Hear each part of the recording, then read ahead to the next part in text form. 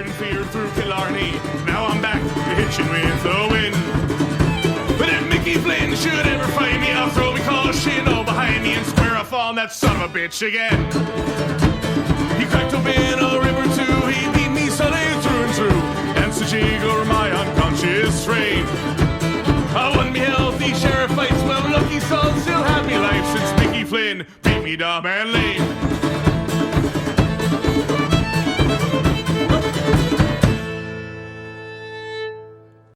All right, welcome back, everyone, to another episode of Chasing the Pennant Podcast. We're here for another great episode. Finally have some Phillies news to break down for you guys. Pretty recent news, but we'll get into that in a little bit. First off, I'm here with my co-host, Biscuit. How you doing today?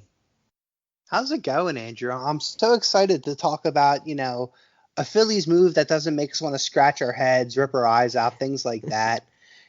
Finally looks like we're addressing this bullpen. If only they did this a year ago, they might have had a playoff spot in 2020, but nonetheless, they learned from their mistakes, it looks like, and I'm happy to be here. Absolutely, you mentioned it right off the bat. I mean, these are moves that you wish we made a year ago. And speaking about a year ago, not quite a year, but if you go back to the trade deadline, Archie Bradley, he was a guy that was on the market. And I know he was a guy I really wanted the Phillies to trade for. It wasn't too expensive at all. And well, I guess my wish. Rather it late than never. Let's just say that. Earlier today, this evening, Phillies signed Archie Bradley to a 1-year, $6 million contract. So I think, first off, Biscuit, what are your initial thoughts about this move?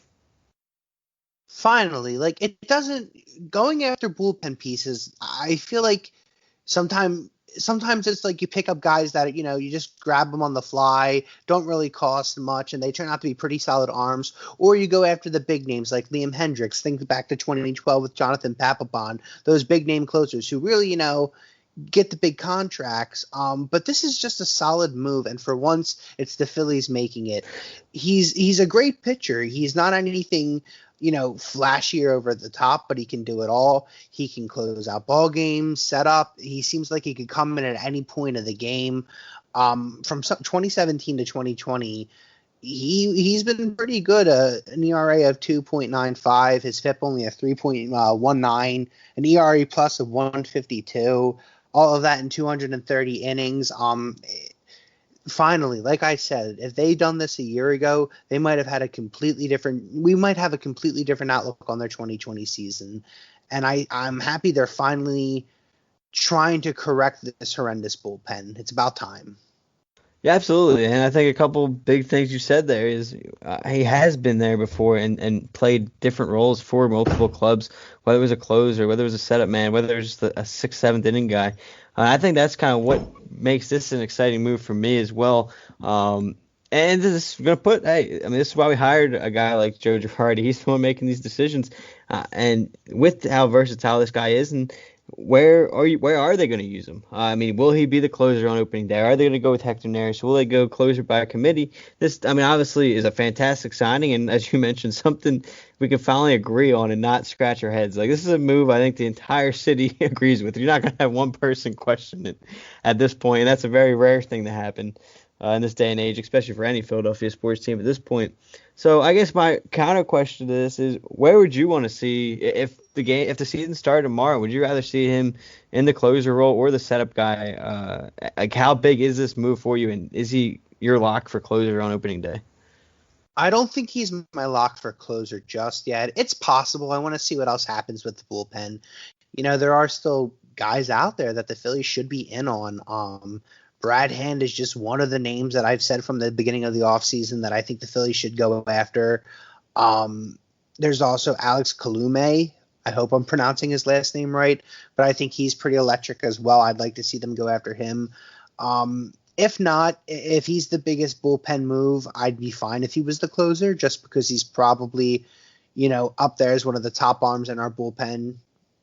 That's not saying much, but not that hard. The off season, it's been a slow off season for everyone. I know it feels like every day we're clamoring for the Phillies to do something, but it's been slow for everyone, and there's still a lot of guys out there. So I'm not ready to commit to him anywhere in the bullpen just yet, but I'm happy he's here. Yeah, that's fair. And you mentioned the guys still on the market, and especially with honestly one of my favorites. I wanted us to sign in the offseason, Liam Hendrix. Luckily, he's not coming to the NL. He's staying out there in the AL and going to the White Sox. That kind of shows you where they're at with as the guy you mentioned, Alex. I don't know how to say his name right now, but Alex Colomé, whatever it is. But I think it's an interesting spot here where he's been with the White Sox. He's another guy I've always been high on, and with how up and down the White Sox have been, I've always been wanting to trade for him as well. So I agree. If you're able to find a way to add him to the list as well, I mean, that'd be tremendous. And you could honestly have a Hector Neris and Archie Bradley set up. Would be tremendous.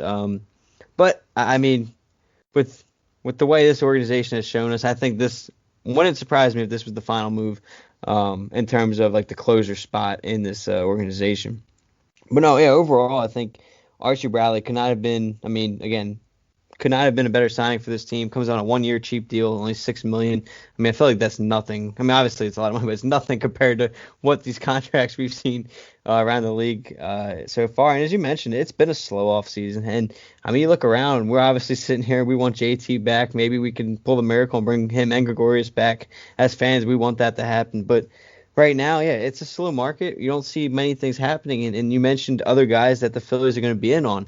And speaking about who we're going to be in on, there was a report today. Phillies sent multiple scouts to a private workout for some teams, and the Phillies were one of them to go. And that was a former Cy Young winner, Corey Kluber. There's 25 teams, including the Phillies there, down there in his showcase as he tries to revamp his career up. Alongside him, there was other relievers in A.J. Ramos, Anthony Swarzak, and Steve Sajak. So let me ask you, out of those four names, I think the big ones that stick out to me are obviously Kluber and Sajak, especially with him used to being in the division. Are any of those names guys you would want this team to go after? With the right deal, obviously. Maybe Kluber. I think Kluber would be a great move because he's a former Cy Young Award winner. He has clout. He's, he for a stretch of period of time was one of the best pitchers in all of Major League Baseball. The move would be appealing in the sense that they're getting a big name, but I just find it so highly unlikely that he's Corey Kluber of old. And also, I doubt really if the arm's still there. I think he's only pitched maybe 8 games in the last 2 seasons. He's been pretty banged up. But nonetheless, from what I've heard about the showcase today, he's looked pretty good. They think his, velo will continue to tick back up from what I've listened to today. But at the same time, I think you need a little bit more consistency there. And if you're going to, if that's the route you go, I'd be fine with it for the reasons I mentioned earlier, just the fact that he's a big name and maybe he has a little bit of juice in the tank. But I think you need a little bit, of a surefire thing. Yeah, no, and I hear what you're saying, and maybe I'm a little biased, but I would love for the Phillies to get a guy like him. And it's funny, I think it's more because I've always been a diehard. I guess diehard might be a little strong, but I've always been a big, huge Corey Kluber fan. He's always been. I have too. He's honestly probably been my favorite pitcher in the league for the longest time. So I'm all for hoping to revamp his career. And I know it brings an interesting situation for this team, especially because you kind of tried to do that with a Jake Arrieta here a few years ago. You've tried to do it in the past with a Charlie Morton, and you've tried to do it with some other guys, and obviously those guys didn't work out as well. And then you see Charlie Morton have his success elsewhere. So maybe if we try again another time, maybe once we can strike gold on one of those situations. And then as far as some of the other ones, like with the other moves you've made in the bullpen, I don't think any of those relievers really hit the spot for me. I don't think they're an improvement really at this point over some of the guys you have here. I think at this point you already have made a couple trades before today's signing of Archie Bradley, and then you already have some guys obviously returning next year. So those other names, I don't think, unless you're going to sign like a big name to go in that back end of the bullpen, I don't necessarily have interest in any of those other guys they kind of scouted here today. Just because of the situation, I don't think it's going to be a huge improvement. Might as well save the money elsewhere. But as we continue to move forward here, and you mentioned, I mean, again, all these names that haven't been signed yet, what are your rest of the offseason expectations for this Philadelphia Phillies team?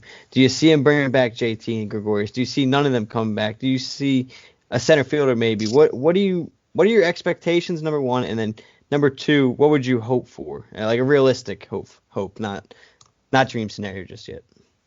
So Dave Dombrowski, I think, was on MLB Network Radio maybe a week or so ago, and he kind of almost bulleted what he thinks like the biggest Phillies needs are at this time. And he started with the bullpen, obviously, the no-brainer. He mentioned catcher, he mentioned the shortstop position. And you know, if you look at everything the Phillies are doing and what they're active in right now and what they've done so far, it's exactly what he said they needed to do. I mean, he's going out and getting guys for the bullpen. We already mentioned Archie Bradley. There was also the Jose Alvarado pickup. It looks like the JT market is finally picking up with the reports that he met with JT Realmuto before the Christmas holiday. They've been linked to guys like Marcus Semien, Freddie Galvis, Didi Gregorius. So it really looks like, he knows what's going on. He's got a clear picture of what needs immediate attention. And it looks like now that we're turning the corner on, the New Year's, Christmas holiday, that's in the rearview mirror now. Spring training's in so many weeks now. It's starting to kind of come into play a little bit, and the picture's starting to get painted a little bit more clearly. And then you look to, the further issues in center field or the rotation, and Phillies have been linked to guys there as well with, guys like Jackie Bradley in the outfield and center field, Corey Kluber today, Anibal Sanchez they've been linked to. So I think my expectation for the offseason is that we just follow Dave Dombrowski's path that he looks like he's setting up for the Phillies to go down throughout the rest of the offseason. He's got a plan. It looks like he's going to try to address as much as he can with that. My bold take here is, I might be eating words here come a couple months, but I seriously think in some way, shape, or form, they might not all be flashy moves or big moves, but I think he will try to find a way to adjust or to retool in areas where all of those holes that I've just mentioned. I think he's going to try to find players to improve in all of those spots.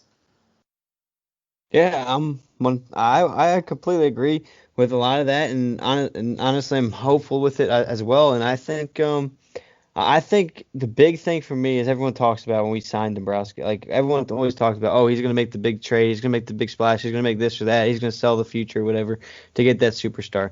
I'm kind of feeling the opposite right now as he comes in. He clearly sees where this team's at in my eyes, and he clearly sees where the bullpen needs to be addressed, and you see it with the trade for was it Alvarado, I think, right? Is that right? Mm-hmm. Is that how you pronounce his name? And so you bring him in, and then you bring in Archie Bradley. So that clearly shows he sees the hole in the bullpen, and that's why I still think, and maybe you use the word, you might have to eat your words later. I might have to do this too, but I still think we're gonna go get another solid reliever. I think. When this is all said and done, I think, I'm not saying we go out here and get Brad Hand, but like I could see maybe another Trevor Rosenthal kind of signing or something like that. A proven closer. He had a really good year last year. So maybe a guy like him, and then you could really have Archie Bradley, Alvarado, and Neris be your setup guys, and really go into next year with honestly something we haven't seen in quite some time. I mean, I don't know last time I can sit here and say I've been confident in this bullpen, but you throw out those kind of names next year, I'd be confident in that. And maybe you do this, maybe you go out and I don't know how realistic this is, but I'd be all for a signing of Brad at Hand, and then a lower signing of like a Jackie Bradley, or sticking with Adam Hazley and seeing what he has next year. I think that would be completely fine with me. I think it's a realistic signing, because then obviously you put more money to that spot, and you leave center field there, and you kind of roll with that next year. So I'd be all for that kind of move. And obviously at this point we got to play the waiting game and see where we're at. But listen, I'm excited because I feel like these kind of moves have finally given us something to talk about, be excited about. And as you just mentioned, spring training is only a few weeks away, and I'm ready. Even as spring training ball, I'm ready to watch some baseball once again. Yeah, I was just saying to my girlfriend earlier, I'm at that point in the off season where I don't care how bad it hurts to watch the Phillies when they're losing. I just need it back now. And those are words I'll also be eating, Andrew, in a few in a few months. No, but you're absolutely right with what they need to do here. And it's great to see. Like I said, this bullpen is already better than what they went with a year ago. It's already tremendously improved, and they hardly did anything for it. Another solid move, another Archie Bradley type pickup for this bullpen, I really think will be sufficient enough to move forward thinking that this bullpen could at least be an average group in 2021, which is, which is a blessing to finally see. Absolutely. And I'll leave last thing on the bullpen here. If and I know he's not the biggest name, as you mentioned, but Alvarado, he's a great pitcher. And I think the big thing here, if we bring back, you obviously already lost Adam Morgan. I believe he went to the Cubs. You can correct me if I'm wrong, but I think he went to the Cubs. I'm all for you. You should solidify the bullpen with another lefty and Jose Alvarez. Re-sign him, and you're going out there. You're going out there with Jose Alvarez and Alvarado. Amen, I'm all Andrew. for that next year. Amen, Andrew. My man took a ball off the nuts. And right? Where's his contract? Where's his contract? He should just get He should get $2 million for just taking it off the nuts. Not only that, he didn't just go down. He went out there and finished the play and got the guy out.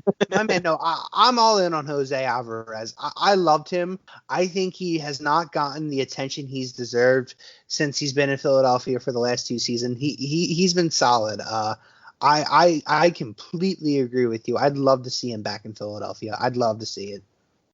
Absolutely. And as we mentioned, there's obviously still a lot of names left. I think we're close to a month on the dot away from spring training. I think it's about 32 days until the first pitchers and catchers report. And as you mentioned, there's a lot of names left. But with that being said, there's also some names that have been taken off the board as well. And obviously, we heard Sean and Boric talk about the most recent Mets trade and Francisco Lindor and Carlos Carrasco, them grabbing those two. And we can get into those two guys as well, obviously, because they're obviously fantastic pickups. And as we want to, Biscuit and I want to go around the NL East here.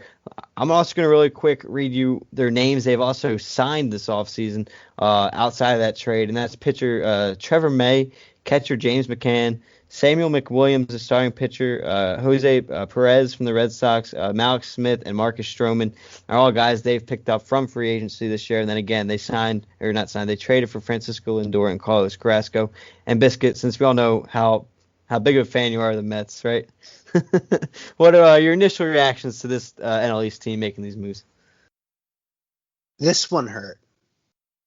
This one really hurt me. I'm not gonna lie, Andrew. I think it was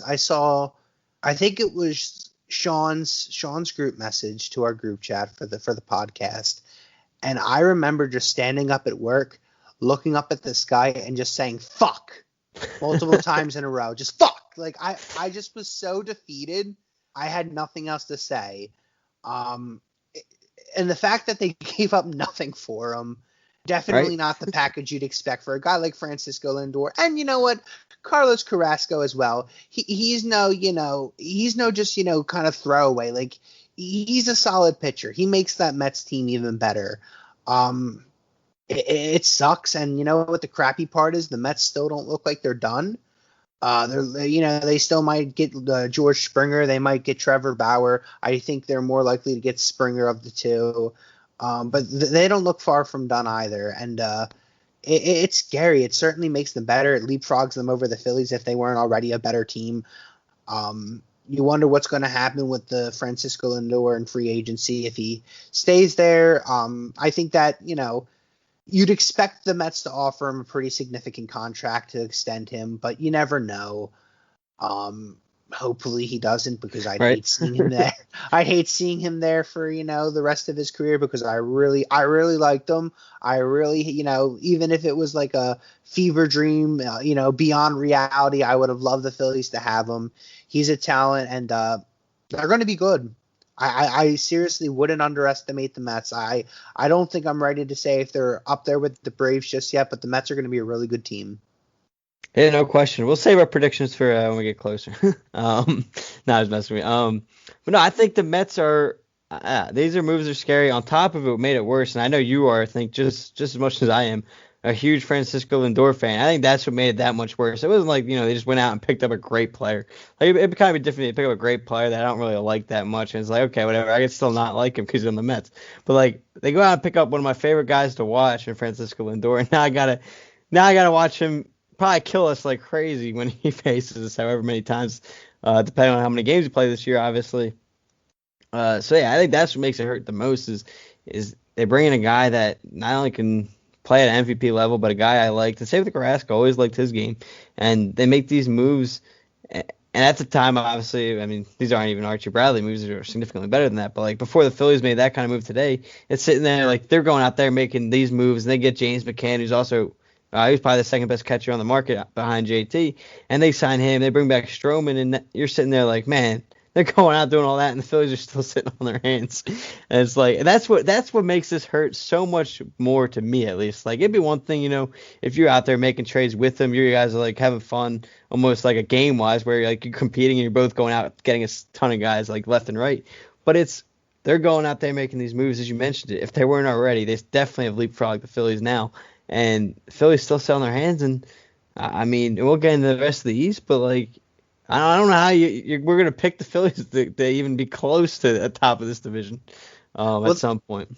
Well, that's the problem with the Phillies mantra of we're going to take 2021 off this year and not contend, because that doesn't stop the other teams in this division from getting better. We've seen that already. Every team you can all 5 teams in this division are good to some capacity. All of them theoretically can be postseason contenders. Like I said, the other teams are getting better while the Phillies sit on their asses.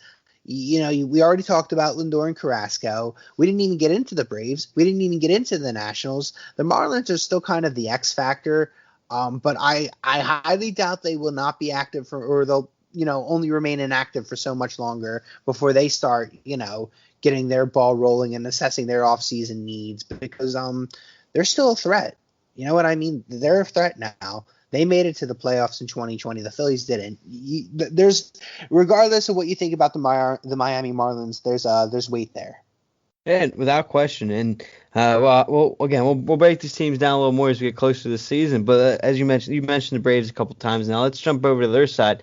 They've been heavily focusing on that pitching staff. And obviously we already know their offense is tremendous. They have Freddie Freeman, the reigning MVP winner when the season starts next year. They have Dansby Swanson, who is starting to find his groove and be that high draft pick they expected. I mean, they have Ronald Acuna Jr. They have I don't know why I always blank on their second baseman, Albies. I think it is Ozzy Albies. Yeah, so they have him obviously coming back, and we'll see if they bring back Marcell Ozuna, who obviously played at a very high level last year. But so far, they focus on pitching, and they bring back Josh Tomlin. They signed former Philly, who kind of had a decent career last year in San Francisco, was Drew Smyly. They signed him. And then the big signing so far this offseason was Charlie Morton. Obviously, he's going to be entering age 37 when the season starts.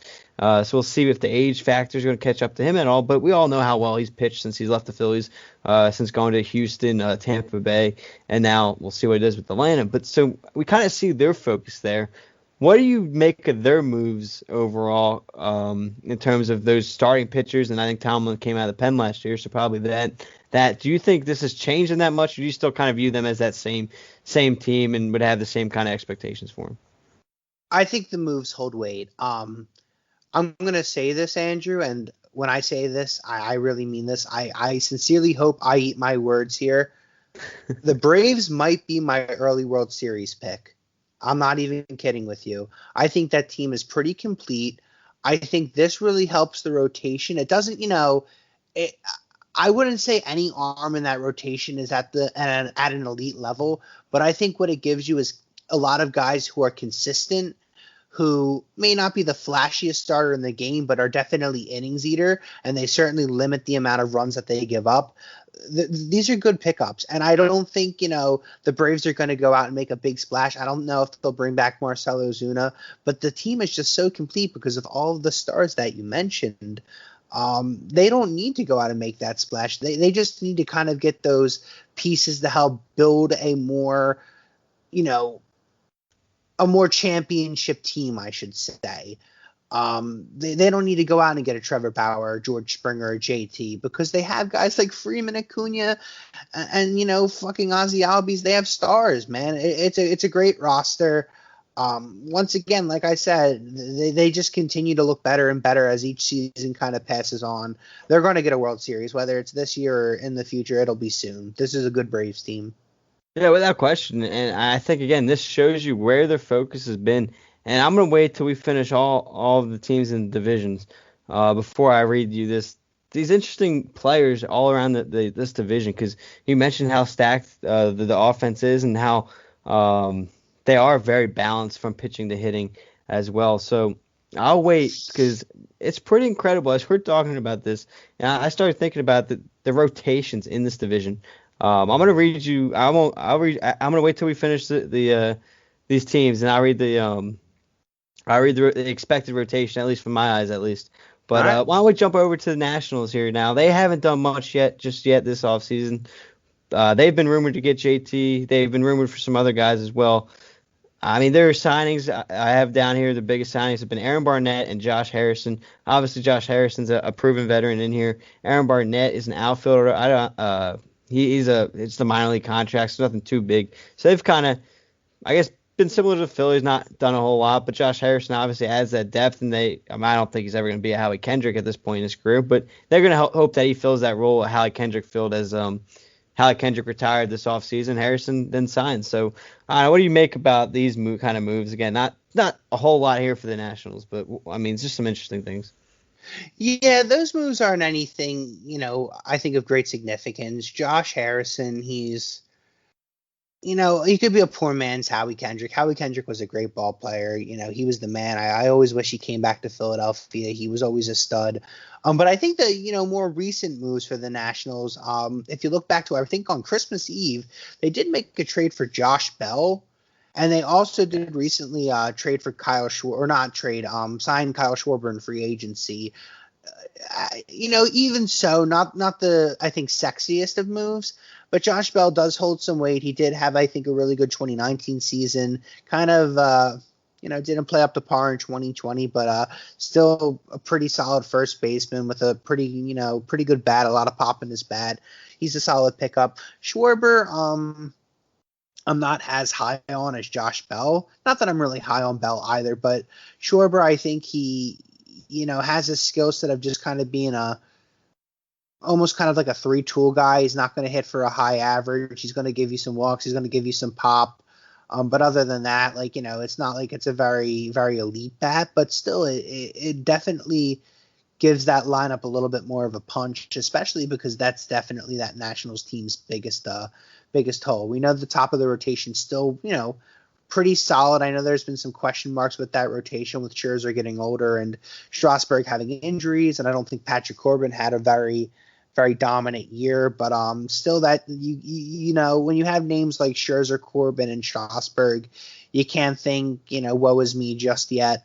But I don't know if all those moves really jump them ahead of the Phillies. I still kind of see them even with the Phillies in terms of where I think they might fall in the standings in 2021.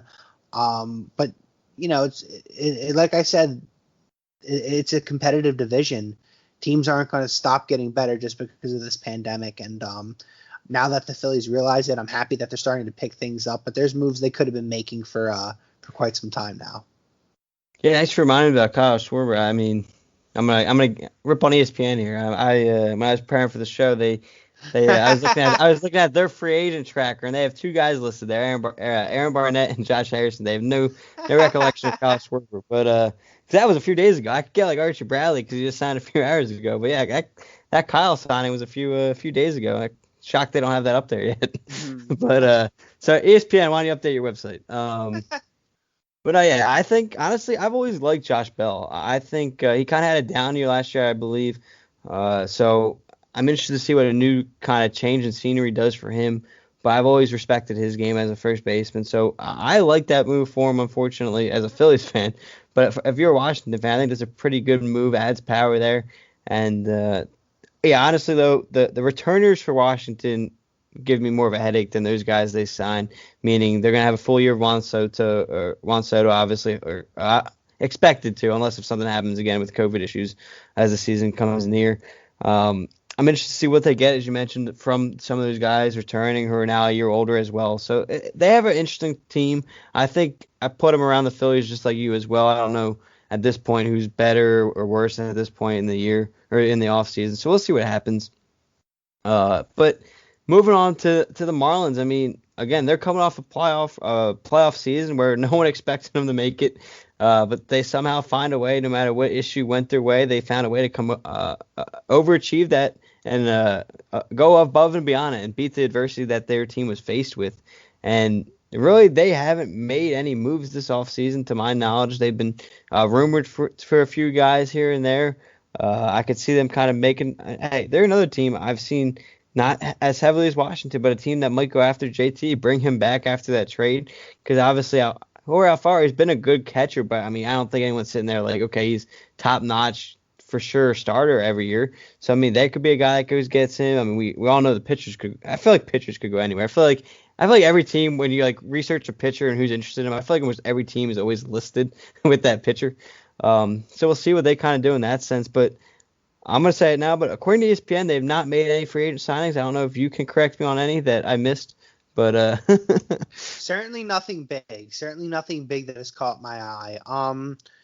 Yeah, they've been a little bit slow to the dog bowl too. But I think that's I think that's kind of the Marlins MO. I think they're going to really wait for free agents or for the season to kind of be right around the corner. Spring training to be kind of knocking on the door there for them to start getting active, start filling their holes. I don't think they're going to do anything really splashy unless it's maybe a trade. We talked about JT and the links there. I did see a few of them. Certainly seems unlikely, but I did see a few reports that they might be interested in a guy like Wilson Contreras, who I think the Cubs are shopping. Really crazy what's happening in Chicago with them stripping that club apart. It's pretty sad to watch, but it's certainly something that the Phillies could be in on there, or excuse me, the Marlins could be in on there with Wilson Contreras. But like I said, they're the X factor in all of this because it's kind of hard for me to sit here and judge them off that 60-game season, where they're going to be in this division. They're definitely a team I really need to continue to see what they do over the offseason. They have a few solid players there. I think the big strength of that Miami team is always going to be their pitching staff, their rotation, their bullpen. They just have some really filthy arms. We know one of them very well with Cesar Sanchez. It's going to be interesting to see how they progress. I'm really looking forward to their 2021 to see how they, crush our souls, how they crush our Right? souls this time. Yeah, well, that is something that is locked in. No matter whether this Marlins team does continue that success or they fall apart, one thing we have seen in recent history, they will always beat the Phillies for whatever reason. So that's not going to change probably, whether it's the good Marlins or bad Marlins. Yeah, I mean, as we kind of start towards the end here in the show, I'm going to read you some of these rotations after what's going on this offseason. I mean, you look at the Mets, we'll start with, and this is no special order. I'm not putting them in order. That's for their managers to do. I'm just giving you names. But Noah Syndergaard's obviously coming off the injury. He'll be back. Marcus Stroman, Carlos Carrasco, and Jacob deGrom are your main four, and then probably Steven Matz would be my guess at 5. So that's obviously a very solid rotation. A lot of good arms in there. Then you head over to the Braves. You're looking at Max Fried, who kind of fell off a little bit towards the end of the year, but for the most part hung around as a Cy Young candidate until the final week or two of the season. Yeah, I think he's going to miss the beginning of the year, but at some point Mike Soroka will be back, the young pitcher for the Braves, who's pitched very well for them. Then they had Charlie Morton, and we saw what Ian Anderson did for him when he got to pitch at the high level in the playoffs and towards the end of the year. So again, another solid rotation. And then you mentioned it already with some of the guys on the national side. You bring back Max Scherzer, and I know he's going to be older. So we'll see what kind of Scherzer they get from him.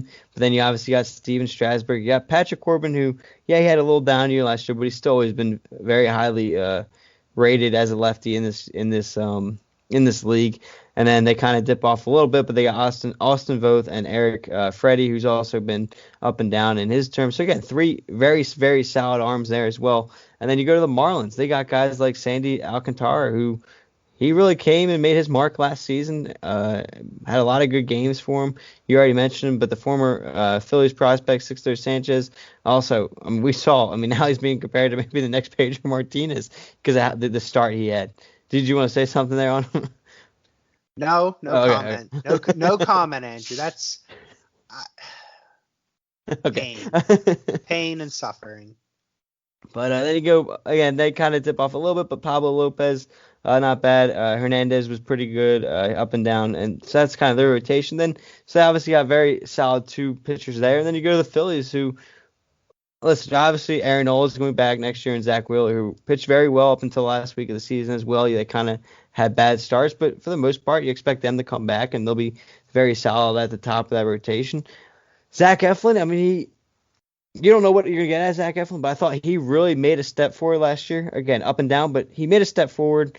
But again, the top two of this Phillies rotation, very great, or very good names in for them, and it's just crazy the amount of pitching talent in this division. Yeah, it's like I said, each team has a pretty, I would say at least a very solid 1, 2, 3, if not, more stars in their own respective rotations. It's a fun division. The National League East is a very competitive division. It's been that way, I'd say, for the last couple of years now. It certainly, sucks for the Phillies since they're kind of, maybe not as solidified as the Braves or even now the Mets. But it is certainly fun to watch. It is a competitive division, and it's fun baseball. It's not going to be like the NL Central where a team might win 83 games next year if we play a full season, and there you might win the division just because of what all those teams are doing. But, you said all the names. It's a fun group to watch. You didn't mention the best of the bunch, Vince Velasquez, but my apologies. you forgot the stud of the Phillies rotation. We've still been dreaming about that one game from I think 2016 when he pitched against the Padres and struck out I think 16 guys, complete game shutout, literally looked like a wizard, and I still hold on to that game very close to my heart, but like I said, it's a lot of fun to watch those guys. Sucks for the Phillies, though. Yeah, and we'll see. And hopefully maybe we can add Corey Kluber to that rotation for the Phillies. But again, a good day for this team overall for the Phillies. Honestly, a good last couple of weeks. Again, you haven't got that offensive pieces yet, but you have made bullpen splashes. And again, today you get Archie Bradley, who very good pitcher. Again, comes off a great year. I understand with Shorten, but a year is a year still. 2.95 ERA, 3.91 career ERA, 5.4 WAR. He's closed in the past, and I expect him to kind of come in and, if not fight for the closer role, get it to lead into the next season.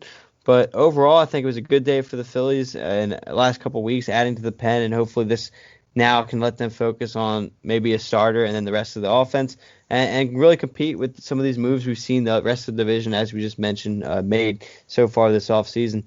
But I don't know, do you have anything to wrap up the show here, Biscuit? Any final thoughts you want before we get into our next episode on a later date? Oh, yeah, definitely. Final thought, bring back JT Realmuto. Bring him home, Dombrowski. Yeah, absolutely. I agree 1,000%. For many different reasons. Bring back JT. Honestly, I'm going to say it too. Bring back Didi Gregorius. Bring back Didi. He's such a fun guy to watch. Dilly. But hopefully in a week when we can come out with another episode, we got some more guys this team has signed. And like you already mentioned, maybe JT. They started meeting with him in person finally at his house. So that's definitely a step forward from recent news we've heard. But to wrap up the show, thanks for listening to another episode of Chasing the Pennant here. Again, Biscuit, thanks for joining me here today and finally getting to talk some good news about the Phillies and not our normal ranting. Yeah, thanks for having me, Andrew. It's been a pleasure. No problem. And again, thanks for listening to another episode of Chasing the Pennant. Hope everyone enjoys the rest of their day, and we'll come out with another episode very shortly. Thanks, everyone. A fighting man I used to be, revered and feared through Killarney. Now I'm back to hitching with the wind. But if Mickey Flynn should ever find me, I'll throw me caution behind me and square off on that son of a bitch again. He cracked open a river too, he beat me Sunday through and through, and such over my unconscious frame. I won me healthy sheriff fights, well lucky son, still happy life since Mickey Flynn beat me dumb and lame.